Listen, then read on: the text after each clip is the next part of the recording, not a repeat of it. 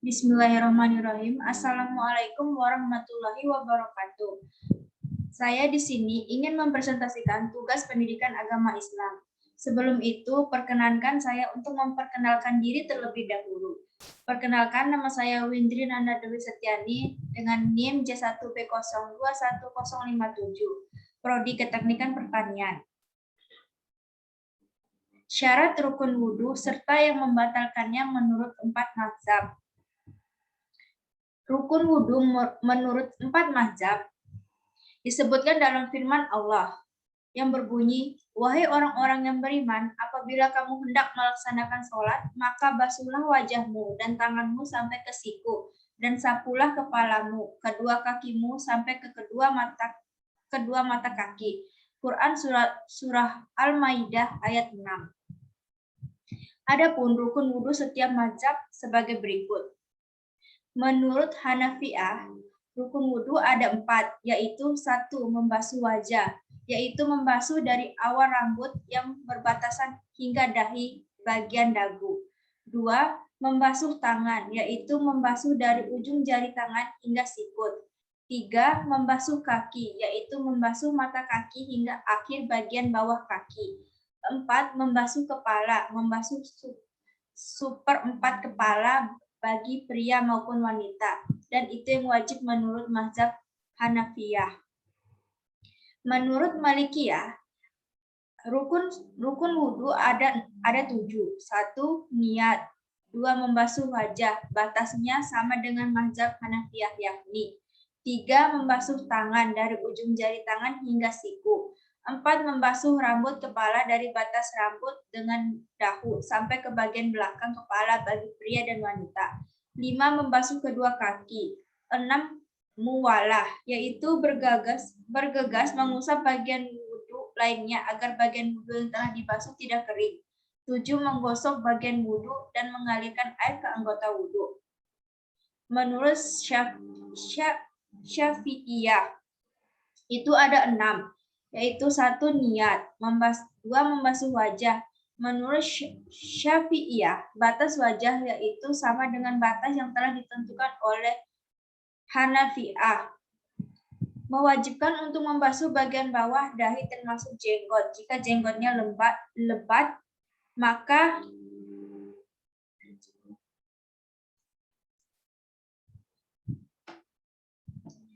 disunahkan untuk menggosok sampai bagian dalamnya. Namun jika jenggotnya tipis, maka wajib baginya mengusap semua bagian jenggot. 3. Membasuh kedua tangan. Bagi tangan yang wajib dibasuh menurut mereka sama dengan batas tangan yang ditentukan oleh Hanafiyah. Hanya saja Syafi'iyah mewajibkan untuk menghilangkan kotoran di bawah kuku. 4. Mengusap rambut kepala. Menurut Syafi'iyah, jika seorang mengusap sebagian banyak maupun kecil kepala rambut, maka sah wudhunya. 5. Membasuh kedua kaki, yaitu dari mata kaki sampai bagian bawah kaki. 6. Tertib, yaitu wudhu secara berurutan. Menurut Hanabilah, 1. Membasuh wajah. Adapun niat, Hanabilah menjadikannya sebagai syarat wudhu, bukan rukun wudhu. 2. Membasuh kedua tangan, batasnya sama dengan mazhab lainnya. 3. Mengusap seluruh bagian rambut di kepala, yaitu mengusap seluruh bagian rambut di kepala termasuk kedua telinga. Namun jika rambutnya panjang sampai melewati batas kepala, maka tidak diwajibkan mengusap rambut yang melebihi batas kepala. 4. Membasuh kaki. 5. Tertib, yaitu melakukan rangkaian wudhu dengan berurutan.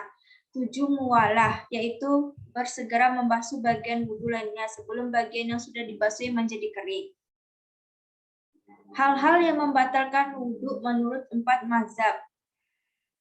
Menurut Imam Syafi'iyah, menurutnya ada 5 hal yang dapat membatalkan wudhu, yakni 1. Keluarnya sesuatu dari 2 lubang pupul maupun dubur. 2. Tidur. 3. Hilang akal. 4. Bersentuhan kulit antara laki-laki dan perempuan. 5. Memegang kemaluan. Menurut Imam Maliki, 1. Keluarnya sesuatu lewat 2 lubang kubur atau kubur, kecuali batu, darah, atau nanah. 2. Tidur pulas. 3. Hilang akal karena mabuk. 4. Menyentuh kemaluan dengan telapak tangan. 5. Menyentuh kulit lawan jenis yang bukan mahram dengan kelezatan walaupun dengan lapis tipis, baik kulit dan rambut. Juga menyentuh amrod al-jamil, hukumnya sama. 6. Keluarnya sesuatu dari badan, ragu terhadap hadas. Menurut Imam Hambali, 1. Keluarnya sesuatu lewat 2 lubang kubur atau dubur. 2. Tidur membatalkan wudhu secara mutlak. 3. Hilang akal karena mabuk atau sakit. 4. Menyentuh kemaluan dengan telapak tangan. 5. Menyentuh kulit lawan jenis yang bukan mahram dengan syahwat al-jnabi atau muhrim. 5. Memakan daging kambing atau unta. 7. Memandikan jenazah. Menurut Imam Hanafiyah, 1. Keluarnya sesuatu dari 2 lubang, kubul atau dubur. 2. Tidur. 3. Hilang akal atau mabuk dan sakit. 4. Menyentuh kemaluan dengan telapak tangan tidak membatalkan wudhu. 5. Menyentuh kulit lawan jenis yang bukan mahramnya tidak membatalkan wudhu. Syarat rukun sholat serta membatalkannya. Menurut 4 mazhab.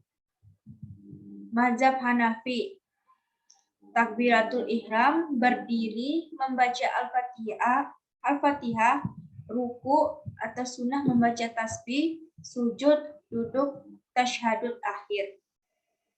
Menurut Syafi'i, 1. Niat, 2. Takbiratul ihram, 3. Berdiri, 4. Membaca Al-Fatihah, 5. Ruku, sunnah membaca tasbih, 6. Itidal atau bangun dari ruku, 7. Sujud, 8. Duduk antara 2 sujud, 9. Duduk tasyahud akhir, 10. Membaca tasyahud akhir, 11. Membaca salawat Nabi, 12. Salam, dan 13. Tertib.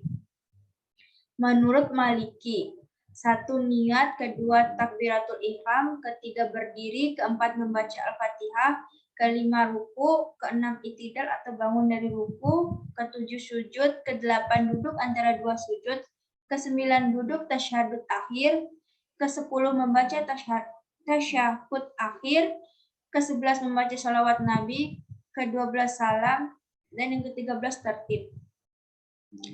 Menurut mazhab Hambali, pertama takbiratul ihram, 2. Berdiri, 3. Membaca Al-Fatihah, 4. Ruku, 5. Itidal atau bangun dari ruku, 6. Sujud, 7. Duduk antara 2 sujud, 8. Duduk tasyahud akhir, 9. Membaca tasyahud akhir, 10. Membaca salawat Nabi, 11. Salam, 12. Tertib, dan 13. Tumanina.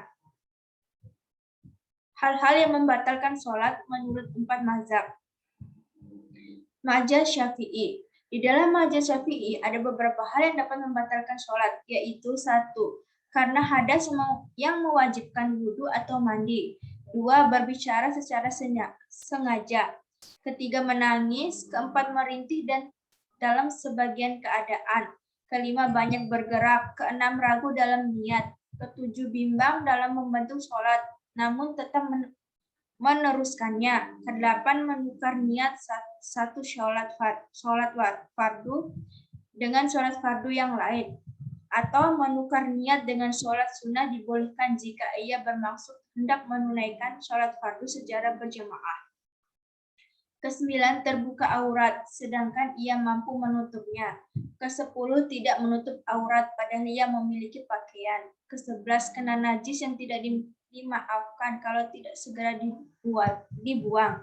12. Mengulang-ulang takbiratul ihram. 13. Meninggalkan rukun secara sengaja. 14. Mengikuti imam yang tidak patut diikuti karena kekufurannya atau sebab lainnya. 15. Menambah rukun secara sengaja. 16. Makan atau minum. 17. Berpaling dari kiblat dengan dadanya. 18. Mendahulukan rukun fi'li dari yang lainnya. Mazhab Maliki. Hal-hal yang membatalkan sholat menurut mazhab Maliki yaitu 1. Meninggalkan salah satu rukun dengan sengaja. 2. Menambah rukun dengan sengaja. 3. Menambah tasyahud bukan pada tempatnya. 4. Tertawa berbahak-bahak. 5. Makan dan minum dengan sengaja. 6. Berbicara dengan sengaja. 7. Meniup dengan mulut secara sengaja. 8. Muntah dengan sengaja. 9. Terjadi sesuatu yang membatalkan wudu. 10. Terbuka aurat. 11. Terkena najis. 12. Banyak bergerak. 13. Menambah rakaat. 14. Sujud sebelum salam.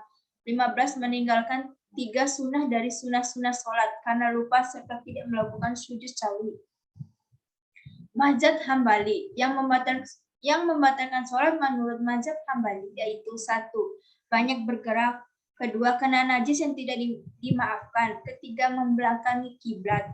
4. Terjadi sesuatu yang membatalkan wudu. 5. Sengaja membuka aurat. 6. Bersandar dengan kuat tanpa alasan. 7. Menambah rukun dengan sengaja. 8. Mendahulukan sebagian rukun dengan rukun lainnya dengan sengaja. 9. Keliru dalam bacaan yang merubah arti dari bacaan itu padahal ia mampu memperbaikinya. 10. Berniat memutuskan sholat atau bimbang dalam hal itu. 11. Ragu-ragu dalam takbiratul ihram. 12. Tertawa berbahak-bahak. 13. Berbicara baik sengaja ataupun tidak.